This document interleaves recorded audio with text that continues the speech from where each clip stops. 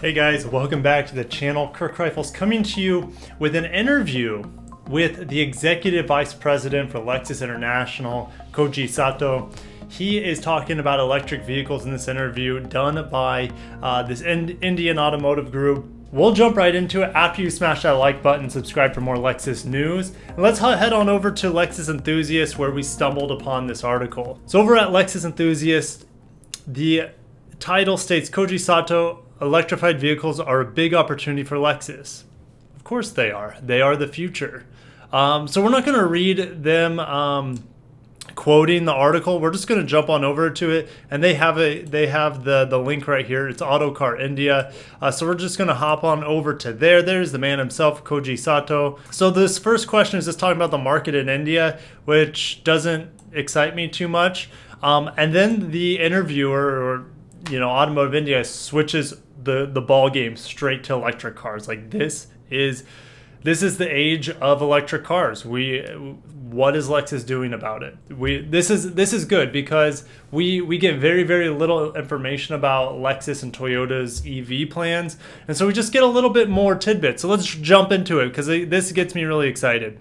How is Lexus ready for the advent of new age technology like electric drivetrains and autonomous control? Some say Lexus has been lagging behind on some of these fronts. And then Koji goes to say, well, I would say that's not entirely correct. We believe that when it comes to electrified and autonomous vehicles, we also need to look at the market conditions and the state of the available infrastructure. And I've been saying this for over a year now, is that one of the big reasons, well, there's two big reasons why Lexus and Toyota haven't come out with a whole lot of electric options, and actually really none outside of China, and then outside of the Prius Prime, we really don't have any plug-in options either. However, the market dictates everything. So, meaning, can they make money off of it, right? We've been talking about this. Is it profitable? So the market is growing. There's no doubt it's growing. We know it's the future. It's probably the biggest growing segment in the automotive industry. We know how well Tesla is doing. It's insane. So there needs to be a valid competitor at a high volume. And I think Lexus and Toyota will be that high volume competitor in the future. But as of the current market, only 2% of vehicles right now are electric. And they're like, okay, well, the market isn't demanding it too much, but they are. If there were more Toyota and Lexus options out there, they would sell quite a few. Would it be as much as Tesla? No. They have a lot to catch up in that regard in terms of over-the-air updates and performance and things like that. But I think there are some ways that they can leap Tesla in the near future with some of their manufacturing. And then the second part here is the state of the available infrastructure. What does that mean? Well, here in the States, the charging infrastructure is horrendous. If you're in a Tesla, you have the Tesla rapid chargers or fast chargers or whatever they're called. The word's not coming to me, but those are stationed all around the United States and Canada for people to charge on trips. However, if you don't have a Tesla, you can't use them. So the infrastructure needs to build up to be everywhere. Almost every single gas station needs to have a charger in the near future to make sense, in my opinion. So it needs to be everywhere, and that's a part of the infrastructure. The other thing to the infrastructure is the power grid. Does the power grid in that particular country, let's just talk about the US, can it support the amount of vehicles out there? Currently, no, not even close. I think, I heard something that the current power infrastructure can only support maybe up to 25% of the vehicles being electric. So things need to change. We don't know. I mean, it's outdated. Our electric infrastructure is outdated here in the States. So that needs to change in order for EV or electric vehicles to really lead the way and be, commonplace, not just 1 out of 100 cars. He goes on to say it's important that we match the readiness of both of those aspects. So in that sense, we're not far behind as new technologies go.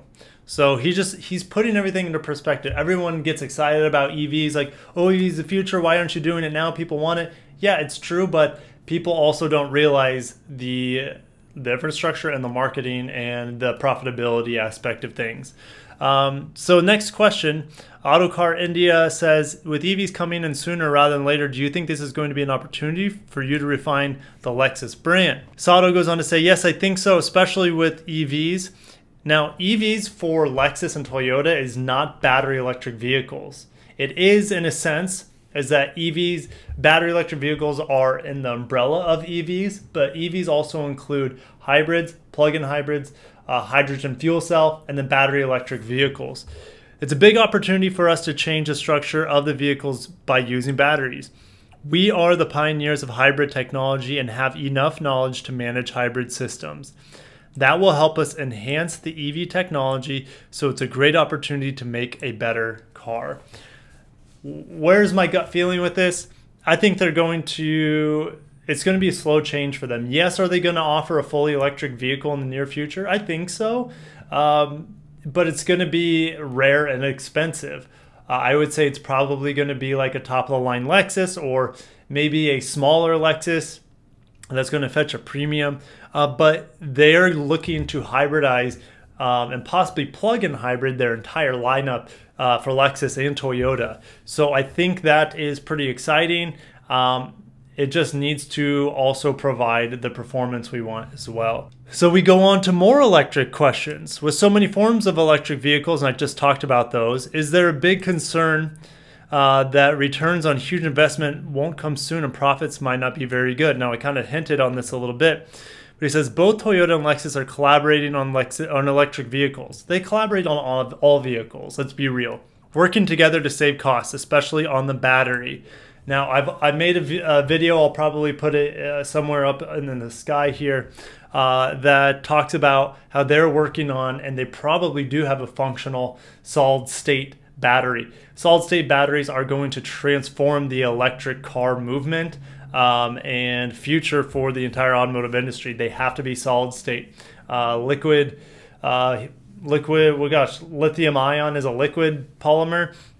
And we need to jump over to solid state as soon as possible, because the density goes up, energy density, and then because that goes up, the space that you need for the battery goes down, so you can put more batteries. So it's a win-win once they're able to perfect that technology. The timing is also really important. We are not rushing to introduce EVs because fuel cell vehicles and hybrid plug-ins are also candidates for the electrified market. So that's kind of what I was alluding to.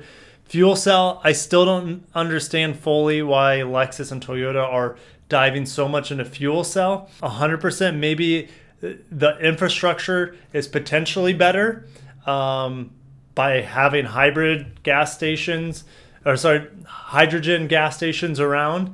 But there's just no infiltration of that in the market. There's far more infiltration of charging stations around. So I don't know how I feel about that. I think it's a good technology. The infrastructure is just not there. And the irony is he's just talking about available infrastructure right above here. So hydrogen fuel cell, I just don't know if there's ever going to be a widespread adoption, whereas adding a charging port anywhere is far easier to do. We want to match market demand, which is really different for each. Yeah, he already talked about that. The next question, do you think Lexus is at a disadvantage when it comes to the heritage and history of the brand, especially when compared to some of your luxury competitors? So he goes on, I'm not going to read this whole answer, but he just says, noise, vibration, harshness, Lexus is the best at. There's no ifs, ands, and buts about it. But he goes on to say, and this is interesting, now on top of that, we are adding our unique driving behavior or dynamics, especially after the LC. And we will do this for each model in our lineup. This, I believe, will only further help us elevate the Lexus brand and add uniqueness to its appeal. I don't know how to take this. This could be that they're adding an F-Sport variant to every vehicle or something like that, where there's going to be a higher performance model, better handling model than the standard models. And I think that's kind of what he's alluding to. What do you guys think? I'll see you in the comments on that one. That one maybe raises more questions than answers. And then the last question I think is a good one, not really pertaining to electric vehicles, but they ask about the LS400 and it disrupted the luxury car segment. But today your global volumes are around 690,000, while the volumes for your competition, probably Mercedes and BMW, are over 2 million each. And he kind of just like shrugs it off. He's like, as a matter of fact, we are not setting a volume target or a profit target. That's maybe more so for the Toyota brand. But he's saying we want to be a very unique brand and have a unique, I wonder how many times he says unique in this article, character for each model, which will help us, help our customers enjoy the car more. That is our highest priority, to create a unique brand, a unique car, and a unique experience. Our target is to make a better brand to satisfy our customers. And if they focus on the brand, they focus on making the cars better, more unique, sales will go up. So that sums it up for this article. We got a little bit of information about their strategy with electric vehicles. What do you think? Is it not aggressive enough? What are your thoughts? I mean, there's a lot of ways Lexus and Toyota can go. We know that they're going to double down on hybrids and plug-in hybrids in the next 5 years, I would say, as they transition over to fully electric after that, as the market increases for it and the infrastructure increases, such as the charging ports are going to pop up all over here in America in the next 5 years. Europe is a different situation where they have more charging, more infrastructure there, and China has a little bit more infrastructure for electric vehicles as well. So what do you guys think? I'll see you guys in the comments below. Where's my lunchbox? Here it is. If you guys want to support the channel over on the Patreon page, this is the monthly giveaway, which is an F-inspired lunchbox. Go ahead and click the link somewhere in the description. But I'll see you guys in the next video, and until next time, peace out.